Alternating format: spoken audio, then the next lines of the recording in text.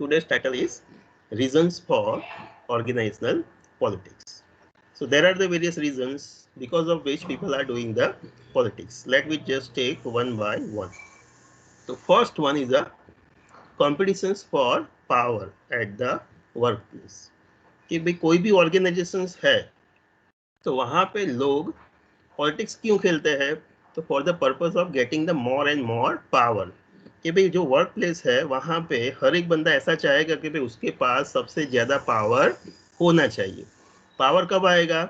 जब लोग उसके ऊपर डिपेंड होंगे तब, जब उसके पास कोई अथॉरिटी होगी तब कि भाई वो डिसाइड करेगा कि यस किसको पनिशमेंट देनी है, किसको रिवॉर्ड देना है। तो he is a decision maker. कि भाई वो डिसीजन मेकर होगा, लोग उसके ऊपर डिपेंड होंगे तो उसका पावर बढ़ जाएगा। वो फील करेगा कि यस लोग मेरे को रिस्पेक्ट दे रहे हैं, मैं सबके ऊपर हूँ, सारे बंदे मेरे नीचे है। You can see the pictures like this. कि भाई वो फील करेगा कि यस मैं सबसे ऊपर हूँ, सब लोग मेरे ऊपर डिपेंड है, मैं जैसा कहूँगा वैसे ही लोग फॉलो करेंगे, काम करेंगे। तो that particular things will make the persons happy. तो वो हमेशा ऐसा फील करेगा कि जितना ज़्यादा मेरे पास पावर होगा उतना ज़्यादा मैं हैप्पी होऊंगा। सो because of that at the workplace people are trying to get more and more power. So that is going to create the competitions for the power at the workplace. So वहाँ पे politics होगा power पाने के लिए। People wants to derive the power that is over and above the authorities delegated to them formally. कि भाई उसको जो डेजिग्नेशंस के जरिए जो पावर मिला है उससे वो बंदा सेटिस्फाई नहीं होगा, उसको और ज्यादा पावर चाहिए। सो बिकॉज ऑफ दैट वो पॉलिटिक्स खेल रहा है। Want to acquire the power as it is satisfying to them. कि भाई वो बंदा फील करेगा, सेटिस्फाई फील करेगा अगर उसके पास ज्यादा पावर है तो वो हमेशा देखेगा कि यस मेरे डिपार्टमेंट के अंदर किसके पास सबसे ज्यादा पावर है, मेरे पास है कि नहीं है, मेरे डिपार्टमेंट के जो कलीग्स है वो मेरे ऊपर डिपेंड है कि नहीं है, मैं सबसे ऊपर हूँ कि नहीं हूँ, मैं सबको कंट्रोल कर पा रहा हूँ कि नहीं कर पा रहा हूँ, लाइक दैट। तो वो बंदा हमेशा सेटिस्फाई फील करेगा अगर वो अपने आप को ऊपर पाता है, अपने आप को ज्यादा पावरफुल पाता है as compare to colleagues who are working surrounding him or her. Since the amount of power is limited, there is a obtain competitions। कि भाई कोई भी डिपार्टमेंट है, कोई भी डेजिग्नेशन है तो वहां पे कोई एक ही बंदा बैठ पाएगा, डेजिग्नेशन के ऊपर एक से ज्यादा बंदे नहीं बैठेंगे। So seats are limited and persons are more. Promotions किसी एक को ही मिलना है, मैनेजर कोई एक ही बनने वाला है डिपार्टमेंट के अंदर, बट बहुत सारे लोग होंगे तो हमेशा कॉम्पिटिशन्स क्रिएट होगी, एक दूसरे को काटने में रहेंगे कि भाई यस मेरे को आगे जाना है, उसको मैं पीछे कर दूंगा।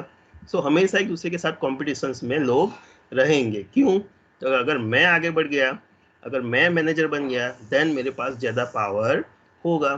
सो there is a competition for getting the power. कि भाई सीट्स लिमिटेड है, डेजिग्नेशंस लिमिटेड है और बंदे बहुत सारे हैं तो उनके बीच में हमेशा कॉम्पिटिशन चलता रहता है। People feel it rational to manipulate the things. कि भाई वो लोग उसको रेशनल नॉर्मल थिंग्स कंसीडर करने में, लेजिटिमेट पॉलिटिकल बिहेवियर कंसीडर करेंगे कि भाई यस डिपार्टमेंट के अंदर पॉलिटिक्स खेलेंगे तो ये नॉर्मल थिंग्स है, उससे कुछ इफेक्ट होने वाली नहीं है, मेरे को डेजिग्नेशन मिलना चाहिए, बस ये मेरे लिए इम्पोर्टेंट है। वो सामने वाले का अच्छा होता है बुरा होता है, वो आगे बढ़ पाता है नहीं बढ़ पाता है, मेरा कंसर्न्स नहीं है। सो पीपल फील रेशनल कि यस मैं जो कर रहा हूँ वो नॉर्मल थिंग्स है, ये लेजिटिमेट पॉलिटिकल बिहेवियर है, इलेजिटिमेट पॉलिटिकल बिहेवियर नहीं है, ऐसा तो मैं कर सकता हूँ, ये तो नॉर्मल थिंग्स है, ऐसा लोग मानना स्टार्ट कर देते हैं। So the first reason behind the politics is the competition for power. यहाँ पे आपको सिंपली लिखना है कि भाई ज्यादा से ज्यादा पावर पाने के लिए लोग पॉलिटिक्स खेलते हैं। कि भाई डेजिग्नेशंस लिमिटेड होते हैं और वो डेजिग्नेशंस के पाने के लिए वो बंदा ज़्यादा से ज़्यादा पॉलिटिक्स खेलेगा, उसके अपना डोमेन को प्रोटेक्ट करना है, अपने आप को प्रोटेक्ट करके आगे ले जाना है, तो उसके लिए वो बंदा हमेशा काम करता है और उसको ये रेशनल लगता है कि भाई नॉर्मल लगता है कि यस ये जो मैं कर रहा हूँ ये सारी चीज़ें नॉर्मल है।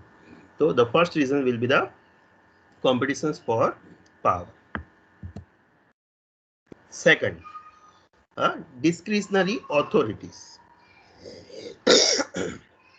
Being an individual, as and when he got the discretionary authorities, special authority, discretionary का यहाँ पे हम ऐसे ले सकते हैं स्पेशल अथॉरिटीज, कि भाई कोई इमरजेंसी की सिचुएशंस है कि जहाँ पे वो बंदे को कोई स्पेशल अथॉरिटीज दी गई है कि भाई वहाँ पे उसको कोई रूल्स रेगुलेशंस फॉलो नहीं करना है, वो अपने आप पे इमरजेंसी की सिचुएशंस में, स्पेशल सिचुएशंस में वो बंदा अपनी अथॉरिटी यूज कर सकता है, अपना पावर यूज कर सकता है। कंपनी के रूल्स रेगुलेशंस प्रोसीजर्स उसको फॉलो करने की जरूरत नहीं है। तो जब ये डिस्क्रिशनरी अथॉरिटीज उसको मिलती है, उस टाइम पे बंदा अपने आप को और ज्यादा पावरफुल समझता है, मानता है कि यस कि भाई मेरे पास इमरजेंसी में यूज करने के लिए पावर है, मैं मेरे जो रिलेटिव्स है, मेरे फ्रेंड्स है, मेरे जो सपोर्ट करते हैं, उन लोगों को मैं ये सिचुएशंस के अंदर सपोर्ट करूंगा, आगे लेके जाऊंगा, like that. So even for getting the discretionary powers, people are playing the politics. So this is also one of the reasons. The organizations provide the positions with the discretionary authority to use the powers in the case of special needs like emergencies in the organizations. कि भाई company है तो company के अंदर उसको designations मिला हुआ है, डेजिग्नेशंस के साथ कोई इमरजेंसी सिचुएशंस के लिए उसको डिस्क्रिशनरी अथॉरिटी दी होगी कि यस अगर इमरजेंसी सिचुएशंस है, कोई प्रॉब्लम है, तो वहां पे आप अपना ये पावर यूज कर सकते हो एंड अपने मुताबिक आप डिसीजंस ले सकते हो। आपको किसी को पूछना, कोई रूल्स रेगुलेशंस फॉलो करना, प्रोसीजर्स फॉलो करने का जरूरत नहीं है। In such authorities is use on individual judgment, कि जिसको ये अथॉरिटी मिली है वो बंदा अपने आप में इंडिविजुअली वो डिसीजंस ले सकता है, वहां पे डिसीजंस में लोगों को इन्वॉल्व करने की जरूरत नहीं है। चलिए एक एग्जांपल लेते हैं so that you will be more clear. कि चलिए फॉर एग्जांपल प्रोडक्शन डिपार्टमेंट है, तो प्रोडक्शन डिपार्टमेंट के अंदर प्रोडक्शन मैनेजर है, उसको हमने डिस्क्रिशनरी अथॉरिटीज दिया हुआ है कि अगर आपको लगता है कि भाई इमरजेंसी सिचुएशंस है, कोई ऑर्डर ऑन टाइम खत्म नहीं हो पा रहा है, तो आप इमरजेंसीज में एम्प्लॉयज को रख सकते हो, नए एम्प्लॉयज को अपॉइंट कर सकते हो, डायरेक्टली अपॉइंट कर सकते हो, एचआर को कंसल्ट करने की जरूरत नहीं है, सारी प्रोसीजर्स फॉलो करने की जरूरत नहीं है, आप डायरेक्ट रिक्रूटमेंट कर सकते हो, आप डायरेक्टली कोई अदर प्रोजेक्ट में से लोगों को लेके ये प्रोजेक्ट के अंदर रख सकते हो, आप डायरेक्टली उसको डबल शिफ्ट के अंदर रख सकते हो, ज्यादा पैसा देके भी उससे काम करवा सकते हो। तो यहाँ पे आपको कोई रूल्स रेगुलेशंस फॉलो नहीं करना है। क्यों? तो कि भाई इमरजेंसी सिचुएशंस है, आपके पास सारा पावर है, आप अपने आप डिसीजंस ले सकते हो। तो नाउ यहाँ पे क्या हुआ, प्रोडक्शन मैनेजर्स के पास डिस्क्रिशनरी अथॉरिटीज है, इमरजेंसी पावर्स है। तो अभी एज्यूम करो कि भाई उसको कोई प्रोडक्ट या पर्टिकुलर ऑर्डर जो है वो ऑन टाइम खत्म करना है, और उसको लगता है कि चलो भाई अभी इमरजेंसी सिचुएशंस है, ये हम ऑन टाइम खत्म नहीं कर पा रहा है, तो मेरे को और एम्प्लॉयज चाहिए, नए एम्प्लॉयज को रिक्रूटमेंट करना पड़ेगा। तो वो एचआर को कंसल्ट नहीं करेगा, एचआर डिपार्टमेंट यहाँ पे इन्वॉल्व नहीं होगा। क्यों? तो कि भाई इमरजेंसी सिचुएशंस है, वो सारी प्रोसीजर्स, रिक्रूटमेंट, सिलेक्शन, पीआई, ये सारा हम नहीं करेंगे। तो प्रोडक्शन मैनेजर जो होगा वो अपने हिसाब से जिसको भी चाहे उसको डायरेक्ट अपॉइंटमेंट दे सकता है, डायरेक्टली कंपनी में ला सकता है, और even with in the organisations के अंदर से किसी को भी डबल शिफ्ट में डबल पैसे से रख सकता है। तो यहाँ पे उसके पास ये डिस्क्रिशनरी अथॉरिटी है, ये पावर है। तो अभी क्या करेगा, वो अपने इंडिविजुअल बेसिस पे डिसीजंस ले सकता है। तो यहाँ पे वो बंदा फील करेगा कि यस मेरे पास पावर है, और बाकी के जो लोग होंगे वो उसके ऊपर डिपेंड होंगे। क्यों? तो कि भाई सबको पता है कि भाई इसके पास ये डेजिग्नेशन है, इसके पास ये अथॉरिटीज है, तो इमरजेंसी के टाइम पे ये हमें डबल पैसा दिला सकता है, ये सडनली हमें जॉब दिला सकता है। सो बिकॉज ऑफ दैट सारे लोग उसके ऊपर डिपेंड होंगे, और वो जो कहेगा उसके मुताबिक लोग उसको फॉलो करेंगे। सो वो बंदा ज्यादा पावर फील करेगा अगर उसके पास डिस्क्रिशनरी अथॉरिटी है तो। So those in the discretionary positions seeks to maintain the power at least equal or greater than their dependence on the organizational members. कि भाई वो हमेशा चाहेगा कि भाई मेरे पास और डिस्क्रिशनरी पावर हो, कि जिससे करके मैं अपने आप डिसीजंस ले पाऊँ और मेरे जो बेनिफिट्स है मैं अपने वाले को बेनिफिट्स दे सकूँ, मेरे खुद के सपोर्टर्स को बेनिफिट दे सकूँ। If the discretionary power is less, they will try to form the coalitions to achieve the more power. कि भाई यहाँ पे उसका डिस्क्रिशनरी पावर कम है, तो वो लोग क्या करेंगे, ग्रुप बनाएंगे, इनफॉर्मल ग्रुप बनाएंगे, so that they can enhance their power. कि भाई डिस्क्रिशनरी से तो नहीं, कॉलिजन का मतलब देखा था ना बेटा कल, ग्रुप, कि भाई एक इनफॉर्मल ग्रुप्स बनाएंगे हम, उससे बोलते हैं collisions. A cluster of individuals who temporarily come together to achieve a specific purpose, कि कोई एक स्पेसिफिक पर्पस के लिए इनफॉर्मली हम ग्रुप बनाएंगे, सब लोग साथ में इकट्ठा बन के ग्रुप क्रिएट कर देंगे और हमारी जो पर्पस है उसके लिए हम टॉप मैनेजमेंट के ऊपर प्रेशर्स लाएंगे, तो उसे बोलते हैं collisions, informal group, simple words में आप उसको बोल सकते हो। तो वर्क प्लेस पे लोग डिस्क्रिशनरी पावर्स के लिए इवन इनफॉर्मल ग्रुप्स भी बनाएंगे कि यस हमारा ये ग्रुप है, वो हमारा ग्रुप है, जैसे ही हमें डिस्क्रिशनरी पावर मिलेगा हम हमारे ग्रुप को आगे ले जाएंगे, हमारे ग्रुप के जितने भी एम्प्लॉयज है सबको डबल पैसा मिलेगा। तो in that way persons are using the discretionary powers for the benefit of himself as well as for his or her supporters. तो for getting the discretionary powers people are playing the politics. तो first था for power, कि भाई जितना ज़्यादा designation, जितना अच्छा designation उतना ज़्यादा उसको पावर मिलेगा, तो डेजिग्नेशंस के लिए और ज़्यादा पावर पाने के लिए वो बंदा पॉलिटिक्स खेलेगा। सेकंड था डिस्क्रिशनरी, कि कोई स्पेसिफिक इमरजेंसीज में उसको पावर मिल रहा है, खुद के बेसिस पे डिसीजंस लेने का पावर मिल रहा है, तो उसको डिस्क्रिशनरी अथॉरिटी कहते हैं। तो वो पाने के लिए भी लोग पॉलिटिक्स खेलेंगे कि भाई कोई स्पेसिफिक डेजिग्नेशन में होऊंगा तो मेरे को ये इमरजेंसी पावर्स मिलते हैं, तो मुझे वो डेजिग्नेशंस पे जाना है, मुझे ऐसे ऐसे पावर्स चाहिए जिससे करके मैं खुद का और मेरे सपोर्टर्स को बेनिफिट दे सकूं। Third is ambiguity in the organisations, कि भाई नॉर्मली कैसा होता है कि भाई कंपनी के अंदर लोग हमेशा रूल्स रेगुलेशंस पॉलिसीज उसको स्ट्रिक्टली फॉलो करते हैं। अगर आपकी पॉलिसीज जो है एचआर रूल्स रेगुलेशंस जो है वो क्लियरली नहीं होंगे, वो क्लियरली एस्टेब्लिशमेंट नहीं होंगे, then definitely people are going to take the advantage of it, कि भाई लोग उसके अंदर लूप होल्स आइडेंटिफाई कर लेंगे और उसको अपने अपने हिसाब से इंटरप्रेट करेंगे और अपने बेनिफिट के पॉइंट ऑफ व्यू से उसको एक्सप्लेन करेंगे। तो आपको हमेशा ध्यान रखना है कि रूल्स रेगुलेशंस पॉलिसीज और वो क्लियरली इन डेप्थ होनी चाहिए, अदरवाइज उसके अंदर कोई एम्बिग्यूटी होगी तो लोग उसका एडवांटेज लेंगे। So the third point is ambiguity in the organisations, कि भाई कंपनी के अंदर एम्बिग्यूटी है, things are not clearly defined. अगर वो चीज है तो क्या होगा, the ambiguity in the organisations particularly regarding the roles and authority is going to generate the politics, कि भाई अगर कंपनी के अंदर कोई स्पेसिफिक क्लियर डेफिनेशंस नहीं होगी, लिस्ट आउट नहीं होगा कि भाई अंडर दिस रोल क्या करना है क्या नहीं करना है, कौन कौन सी चीजें पर्टिकुलर पर्सन्स को फॉलो करनी है, कितने बजे आएगा कितने बजे जाएगा, मिनिमम कितना काम करना है, मिनिमम उसको कितना पैसा मिलेगा, ये सारी चीजें क्लियरली डिफाइन नहीं है। ऑथोरिटीज जनरेट्स द पॉलिटिक्स, तो clear roles and clear authorities अगर ये डिफाइन नहीं होगी, किसके पास कितना पावर है, अगर वो क्लियरली डिफाइन नहीं होगा, then this ambiguity is going to create the politics at the workplace, कि भाई वर्क प्लेस पे ये ambiguity politics create करने वाला है। The ambiguity puts the people to settle their roles through the mutual interactions, कि भाई अभी रोल क्लियर नहीं है, क्या करना है कितना करना है, कितने बजे आना है कितने बजे जाना है, क्या खाने की लंच ब्रेक कितना होगा, ये सारी चीजें क्लियरली मेंशन नहीं है, आइडेंटिफाइड नहीं की गई है। तो क्या होगा, लोग एक दूसरे के साथ इंटरेक्ट करेंगे और म्यूचुअल अंडरस्टैंडिंग से डिसाइड करेंगे कि चलो कि भाई अभी यहाँ पे कंपनी के अंदर कोई रूल स्पेसिफाई नहीं है, तो मैं आपका लीडर हूँ, तो मैं बोलूँगा कि भाई इतना इतना लोगों को काम करना है, तो मैं जो बोलूँगा उसके मुताबिक ही आप लोगों को करना पड़ेगा। क्यों, तो कि भाई मैं आपका सुपरवाइजर हूँ, कंपनी में कोई स्पेसिफाई नहीं है बट मैं स्पेसिफाई कर रहा हूँ, लाइक दैट। तो वो बंदा पॉलिटिक्स खेलना स्टार्ट कर देगा, अपने हिसाब से रोल को डिफाइन करेगा, अपने हिसाब से उसके जो लोग है फॉलोअर्स है सबऑर्डिनेट्स है उनको उसके हिसाब से काम लेगा। क्यों, तो कि कंपनी के अंदर क्लियरली मेंशन नहीं है इसीलिए। सो कौन कितना काम करेगा वो सुपरवाइजर डिसाइड करेगा, तो इंटरनली पॉलिटिक्स खेलना स्टार्ट हो जाएगा कि भाई सुपरवाइजर्स को खुश रखेंगे तो वो हमें कम काम देगा, तो in that way politics will be take place.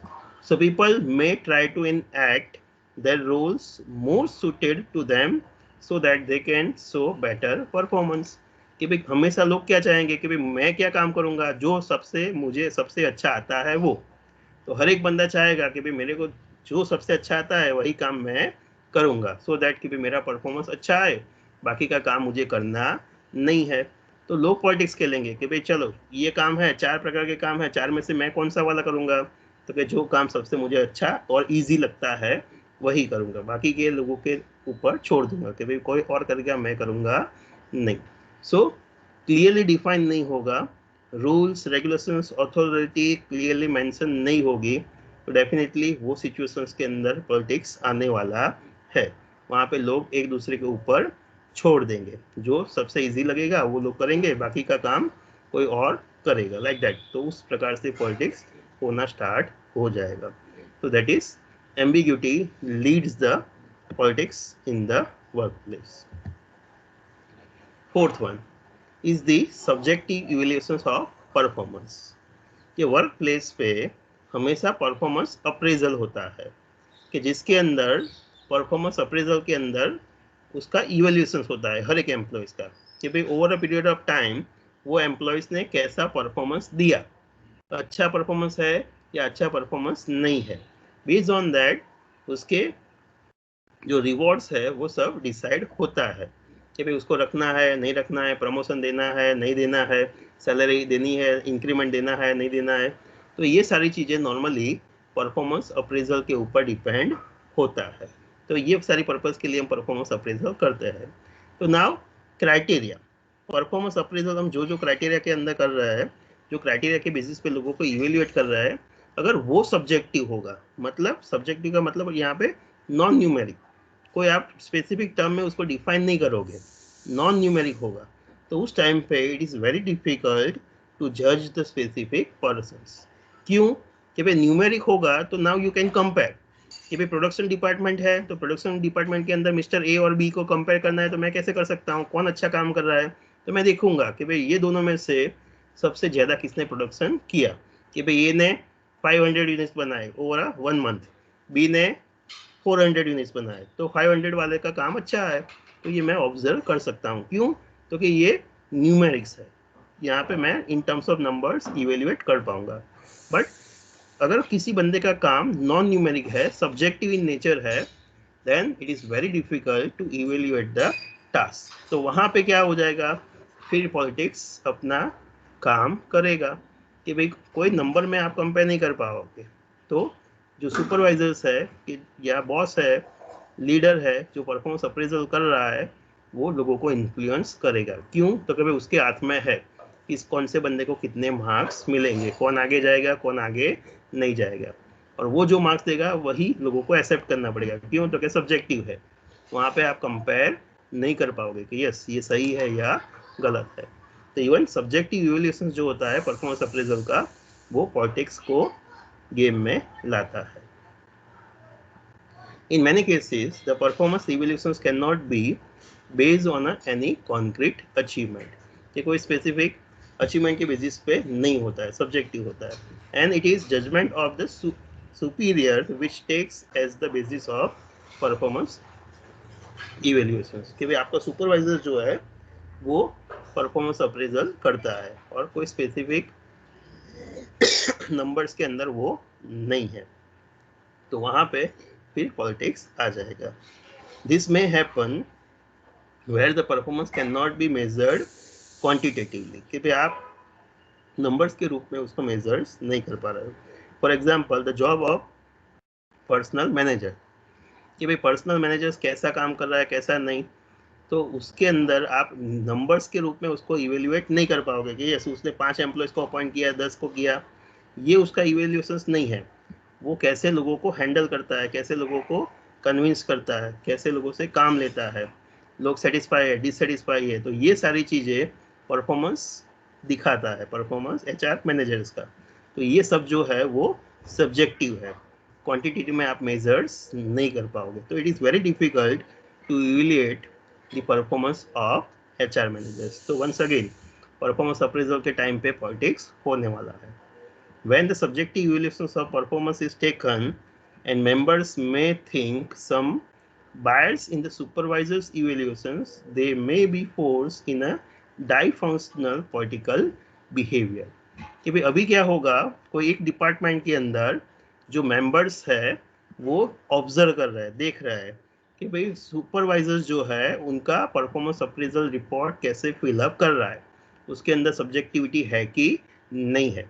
उनको लगता है कि यस वहाँ पे बायसनेस है, कि भाई मैनेजर्स जो है, सुपरवाइजर्स है, उसने बायस किया कि भाई उसके वाले जो मेंबर्स थे उसको जो सपोर्ट कर रहे थे, उसको जो फॉलो कर रहे थे, वो जो बोल रहा था उसके पर्सनल काम कर रहे थे, वैसे जो लोग थे उसके अंदर उसने परफॉर्मेंस अप्रेजल में अच्छे मार्क्स दिए हैं और उनको प्रमोशंस मिल गया, सैलरी में इंक्रीमेंट मिल गया।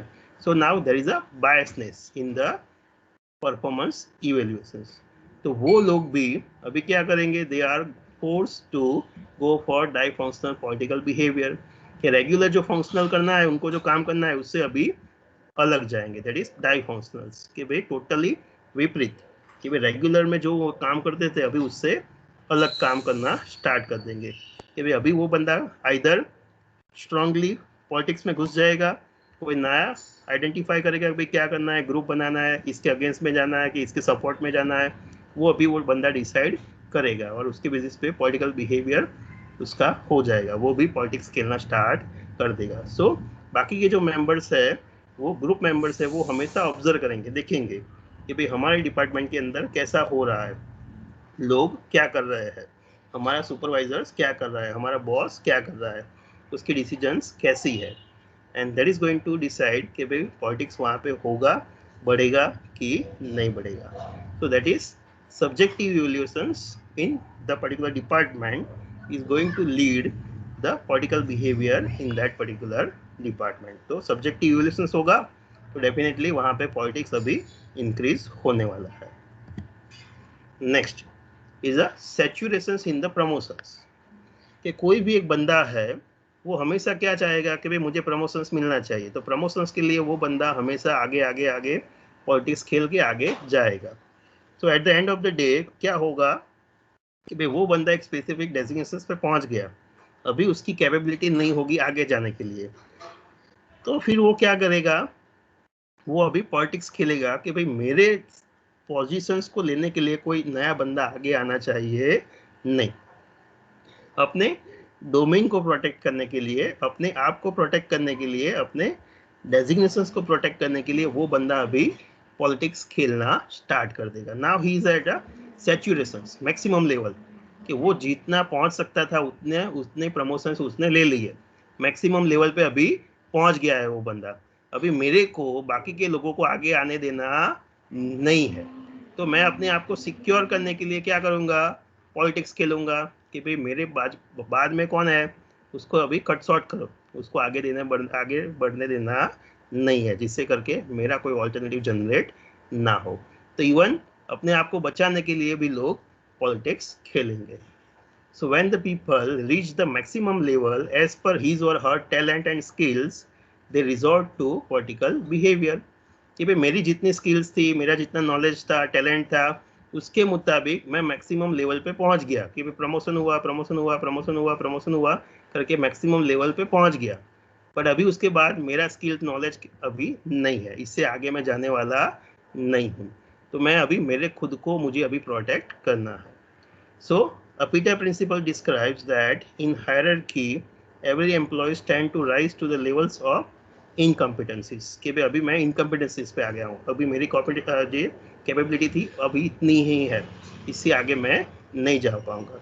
Now, he will have no other business than to engage in the politics that has undesirable consequences, कि भाई अभी मैं क्या करूंगा, मेरे पास कोई और चीज तो है नहीं, मैं आगे तो बढ़ नहीं पाऊंगा, अभी मेरी कैपेबिलिटी इतनी नहीं है, कॉम्पिटेंसीज इतनी नहीं है, तो मैं कहाँ पे अभी मेरा फोकस करूंगा, मेरी एनर्जी कहाँ पे लगाऊंगा, पॉलिटिक्स में लगाऊंगा, कि भाई मेरे आगे कोई जाना चाहिए नहीं।